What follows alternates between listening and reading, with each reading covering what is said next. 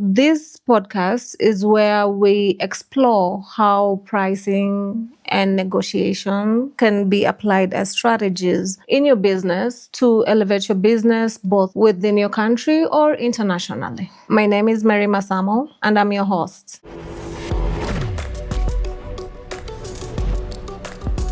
Hello, beautiful people. Welcome to In Good Measure. Today's topic is negotiation foundations. Negotiation is a word that really scares a lot of people, but you have to understand everything in life is a negotiation. Whether you are trying to talk to your husband to give you more money to facilitate something or a trip, or you are talking with your children about the chores that they're doing. Okay, it's more of directing them than negotiating. But we are always talking and negotiating our way out of situations or compromising to make our lives better.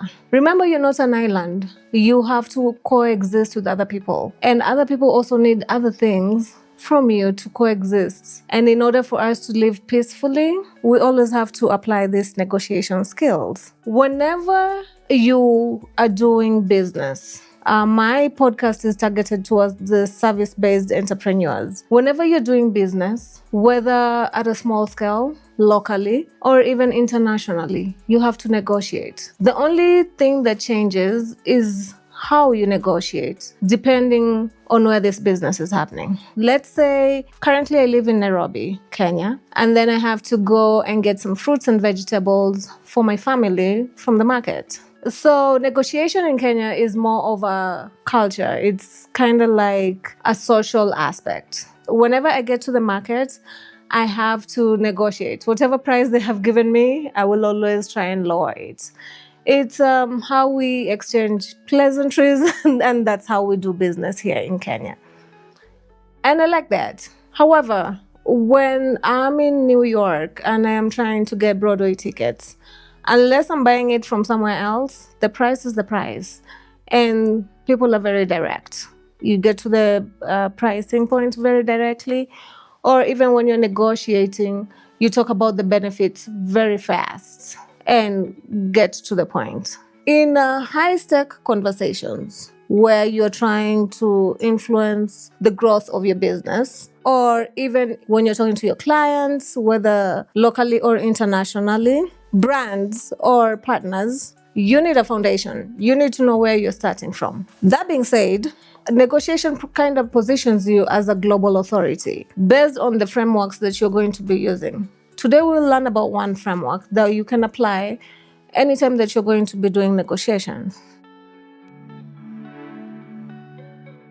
You have to remember that negotiation is the ultimate business skill. If I come to buy a service from you, or even if I am trying to hire you to help me with, let's say, graphic design, and I come to you, I already know what I want. When it gets to the point where we have to talk about money, that is where you cannot undervalue yourself as a service provider. But negotiation is not just about undervaluing yourself, and it's not combative.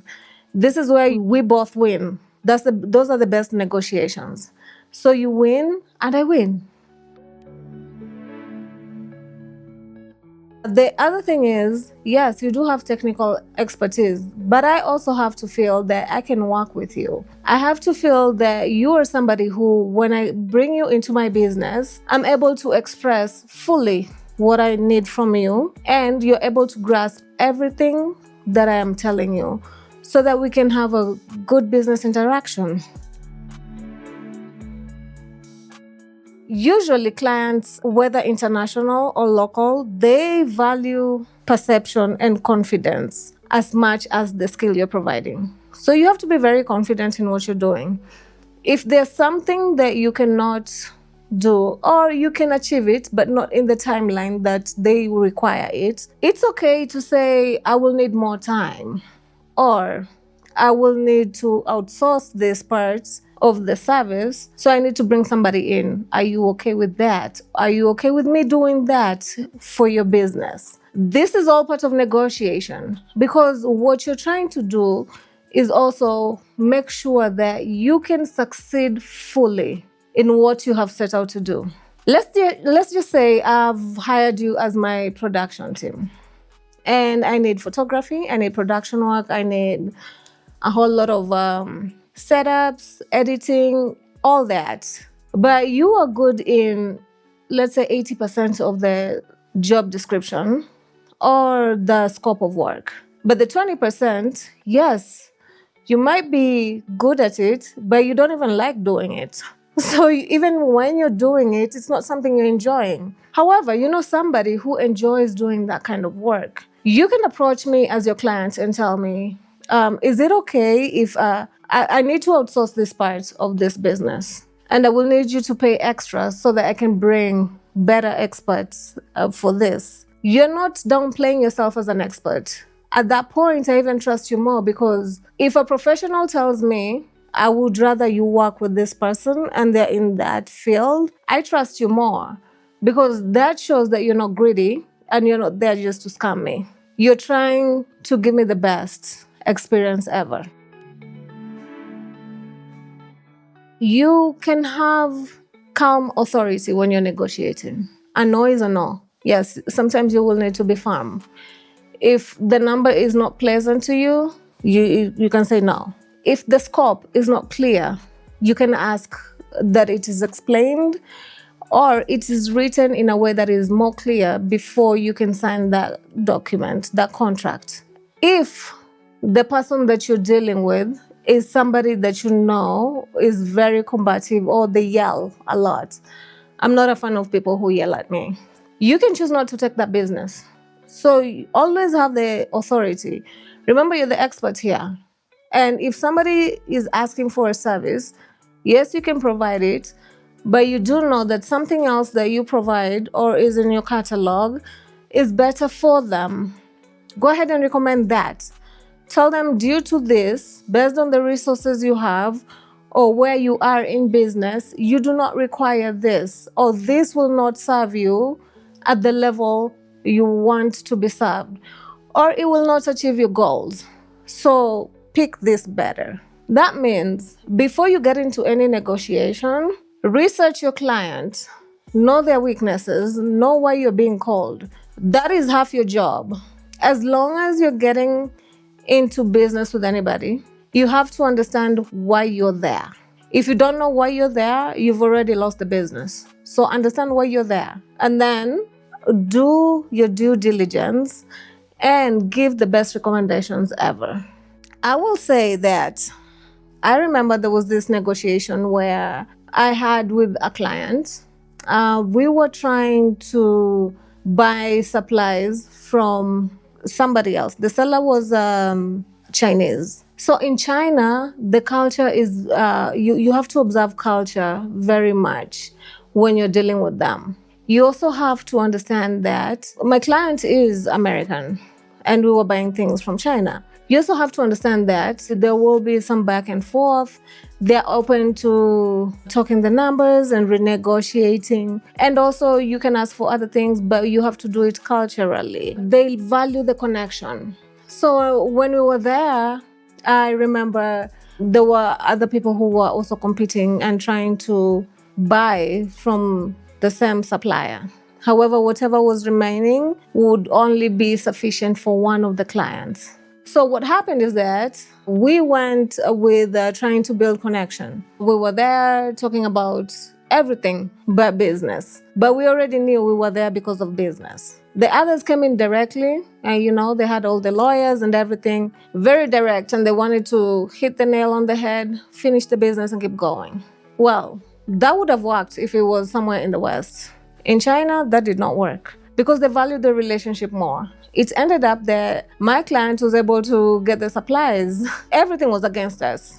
Well, literally. Even the other company came in with too much funding because it was huge. It was a huge company. They had enough funding. They had all the legalities. They had everything. What we had was the fact that we did research the supplier and we did research who we're going to negotiate with. So we were able to start from there and also build the relationship. My client still does business with the supplier till today. And they get enormous discounts just based off of the fact that they were able to do it the way that the supplier wanted it. Now they're friends. You see, this was something that we could not even predict, but it happened to go our way because of what we had to do. We were very aware of the market that we were getting into. Globally or internationally, everywhere, negotiation is not just about the price, it's about your presence. It's about the tone that you're using and the confidence that you're putting out. Those are currencies too. Your confidence and the tone that you're using, that's a currency. You have to remember that negotiation does not mean confrontation. That's a myth. When I'm negotiating with you, I'm just trying to see how we can help each other. You know, help me help you, scratch my back, I scratch your back. The second myth is that the person with the loudest voice wins. No. Matter of fact, if I'm on a negotiation table with you and you're the loudest person, I tend to think that you are being a distraction and there's something that you're hiding. You're not being transparent about the business that's going on. I will pull back and give it some more time. Or I will change the scenery where you cannot be loud. You will need to tone down. But either way, if you're the loudest person, that does not mean you're always winning. People observe even the way you're carrying yourself through the business, or even how you are talking to the people around you, whether it's your staff or the people who are serving us, or even how you're talking to your peers, people you're negotiating with. Everybody is being observed on that table. The third myth goes like lowering your price shows flexibility. Okay, let's just go with that logic. You've lowered your price, you're flexible. But who are you being flexible for? Is it for your family or for the client? And let's just say you're being flexible for the client. So how are you supposed to handle your family? Because remember, the bills will keep coming and they are not flexible on those. Your expenses will still be there. Those are not flexible. Emergencies pop up.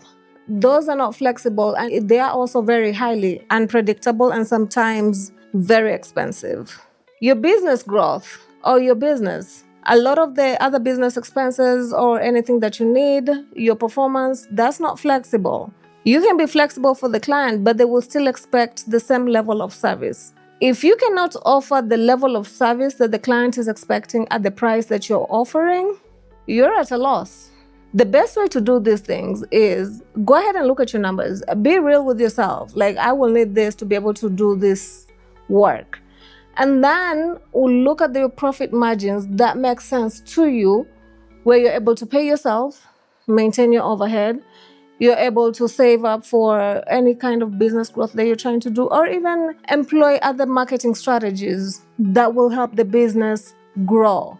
That being said, being flexible is okay, but don't be flexible at your own expense.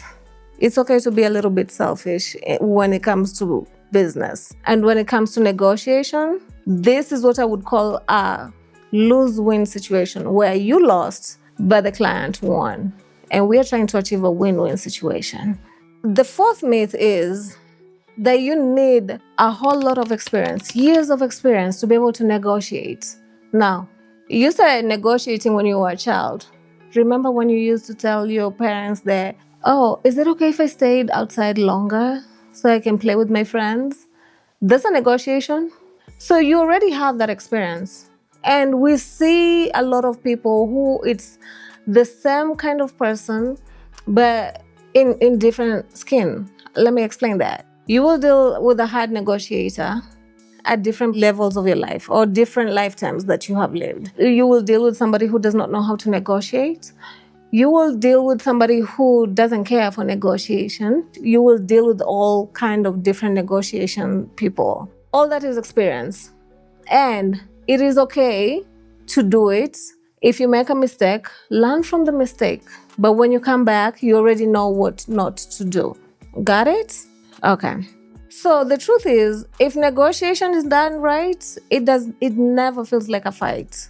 It feels like alignment. It feels like you have achieved your goal. It feels that you have aided the other person to move from point A to point B. It's kind of like You are building a relationship, you are interacting with your peers in this global marketplace. This is not a debate. It's not where you're trying to have more pointers than the others. No. This is where, how do we both win in this situation? Negotiators are not the loudest, they are the most clear ones. For today, we will learn the first framework that I can teach. It's something that I usually believe it's foundation to everything that I do, especially when it comes to negotiation. That is the 4M's framework. We'll talk about mindset, market awareness, messaging, and your money strategy, or metrics. When we talk about your mindset, in negotiation, you have to remember that negotiation is about value and not the price.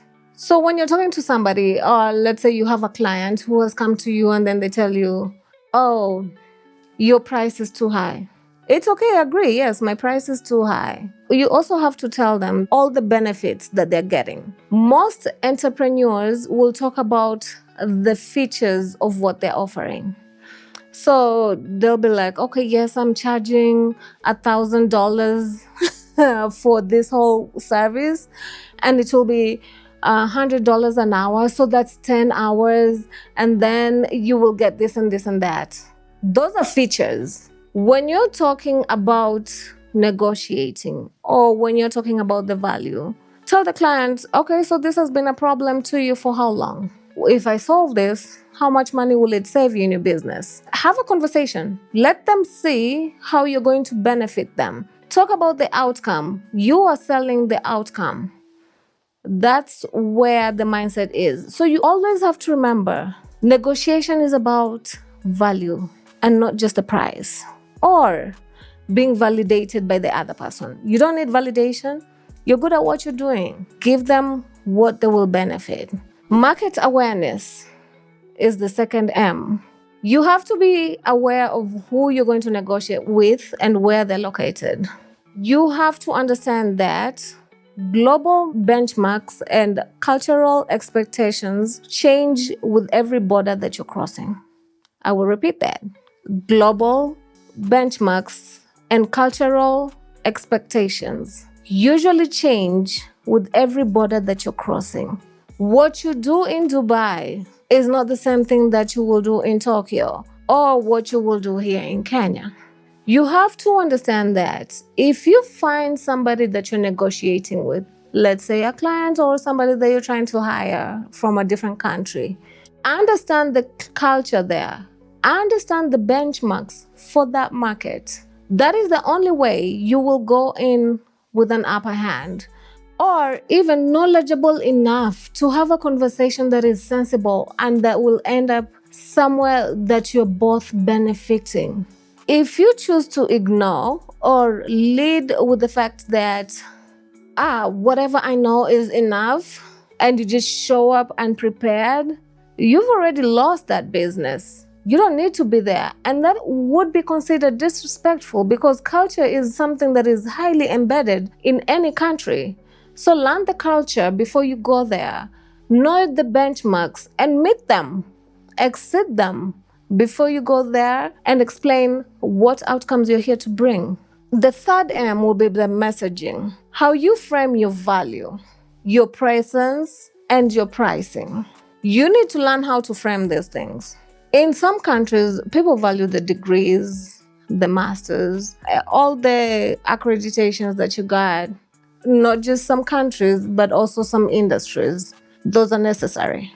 The other industries, people don't need to really dig deep into that, but they will show value by who they have worked with or worked for, or what kind of solutions they have brought within their industries. Your pricing. Any client who is hiring you, they do expect that they're paying you something. I would say you need to be very self-aware about what kind of service you're looking to provide, what you need to provide that service, and also what you need to keep running your business or even maintain the other projects that you have going on. I will assume you're fully booked. You do not have only one client. You might even have a wait list. But what we need to be real with ourselves is when you're talking to a client, you can be transparent and tell them that I have so many clients right now and I'm not able to take this business. If I'm to take this business, I have to work with a subcontractor or I need to hire more help. This is what it will cost me to be able to do this for you. Be honest, be open, look at your numbers and be frank with your numbers. Because the moment you just decide to come and guess, you might look like you don't know what you're doing because you could overprice or underprice based on that market that you're in. Whatever you're doing, you're hurting your business. This is no longer a win-win situation, and that's what we're trying to achieve. Your presence.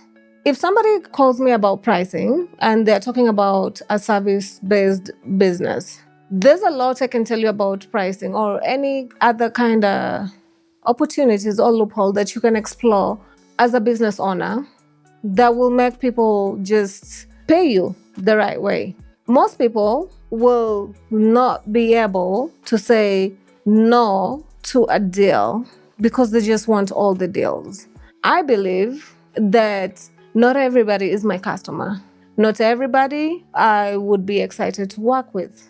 I try as much as possible to communicate what kind of client would be successful working with me. The fourth M that we'll talk about is your money strategy.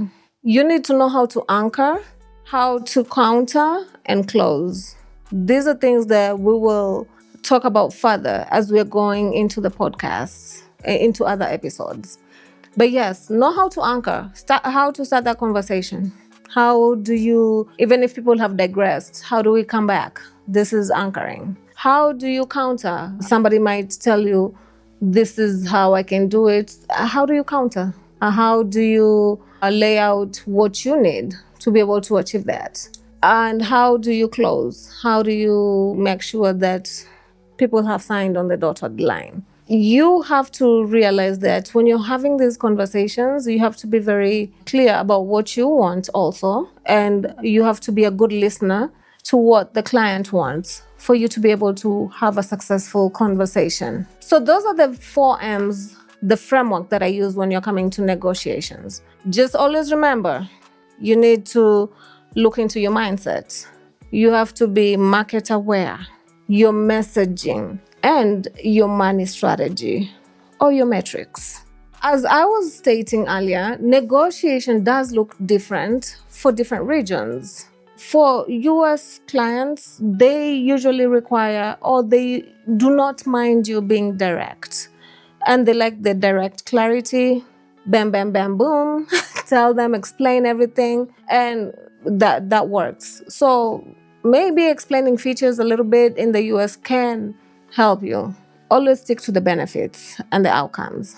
In the Middle East, Asia region, Africa, people value relationships before a contract. They want to know, who am I working with? Who are you? Who are you truly when we do not see you in front of us? Are you somebody who's loyal to your friends and all that? So they try and build that relationship to also judge your character or even understand the way to do business best with you. So they will try and build that relationship before the contract is signed. In Europe, they usually emphasize on credentials or proof of a track record. So who have you worked with? How many degrees you got? The benchmarks need to be met for them to work with you. Usually, this is just a general assumption, but it's not all clients that you meet from those regions will be this way. And you also have to remember that people are always moving from one country to another. You never know. You kind of need to listen more when you're talking to your clients. In Africa, you need to balance cultural respect and the business firmness. You need to make sure that you're observing the culture, and you also have to be firm in business, especially if you have timelines and milestones that need to be achieved. Sometimes, not all the time, sometimes some clients do not know how to keep time. And time is a suggestion for them. So you need that firmness over there. And the best way to get individuals to work with you in Africa and keep time, sometimes always have a fine. If you're late to a certain meeting, charge a fine to the people who are late. I believe that will straighten people up very quickly.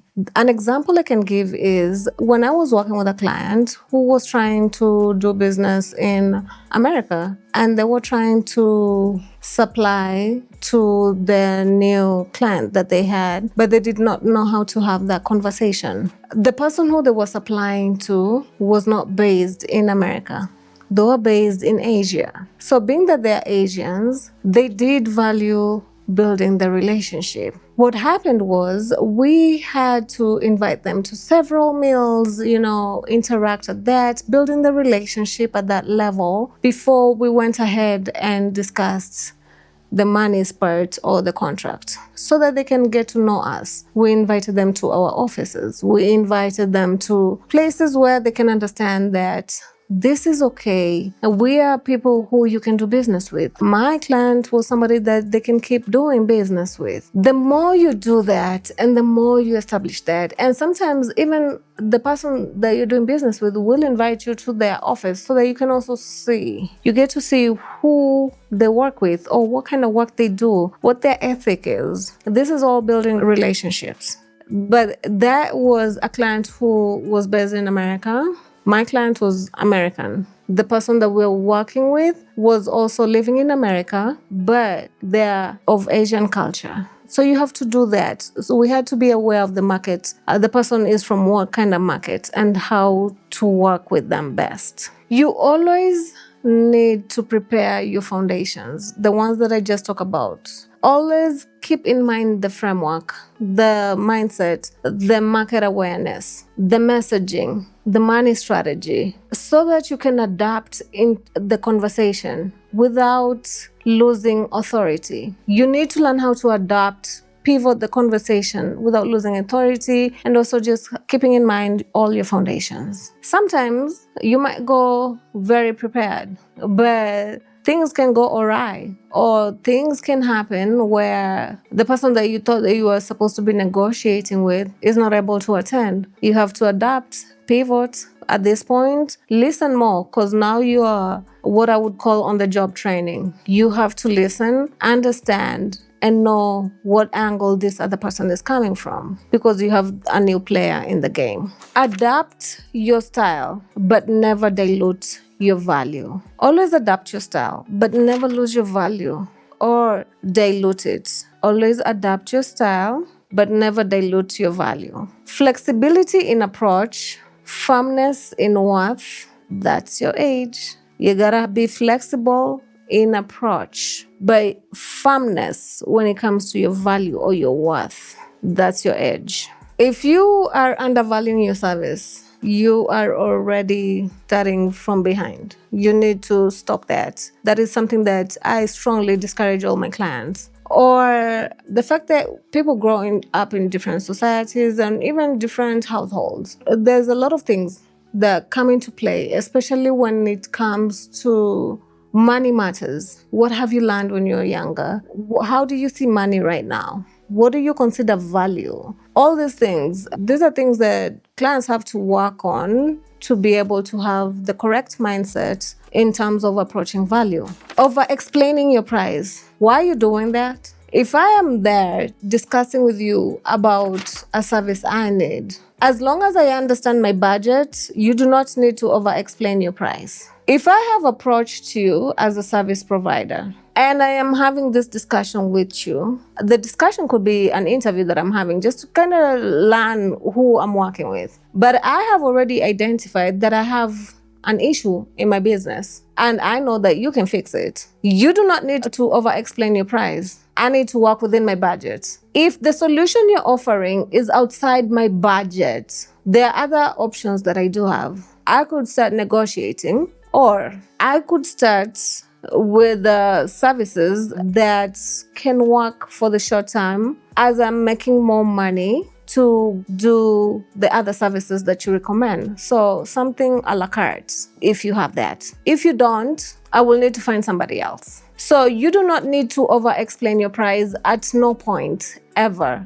Because remember, your client is aware of their budget. The other thing that people forget, especially if they're doing business with international clients, it's forgetting the cross-border expenses. There is the currency conversion, there is taxes. I don't know how taxes apply in different countries, or when you're dealing with an international client. You gotta look at that. You have to understand if you have to travel. If you're traveling, what is the opportunity cost? You have to look at that. What is it taking you away from? Or what will you need for you to travel comfortably? Think about all that. And these are things that I would say each and every entrepreneur should be thinking of. Even if you're dealing with somebody locally, they need you to go somewhere, they need to pay. My dad used to tell me, and it's something that I believe in till today, anybody who requires your time should pay for your time. Be it him, be it an employer, be it anybody. Anybody who requires your time should pay for it.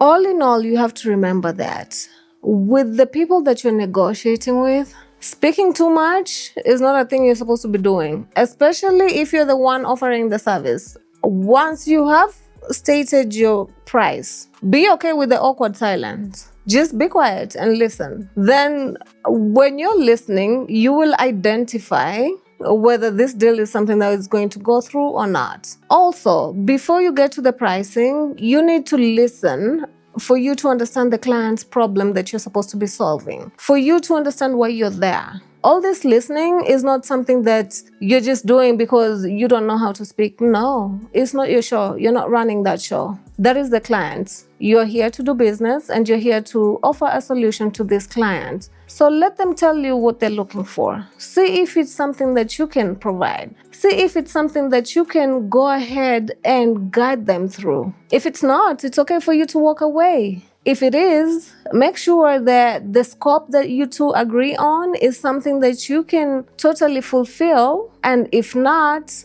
make sure you already have strategies in place. Either way, when you listen, you will also know if your price is right and you're valuing yourself correctly. The costliest mistakes in negotiations are not always financial. Sometimes it could be the loss of respect. Once the client also hesitates, it takes a while for you to build back the confidence they had in you. So you cannot make the client question what you're doing, because that already is a currency for you. You have to remember, the costliest mistakes in negotiations are not always the price. It could be the loss of respect or even loss of a client's confidence. In today's podcast, the framework that I want you to remember whenever you're negotiating is the 4 M's. Your mindset, keep it okay. Make sure that you're not undervaluing yourself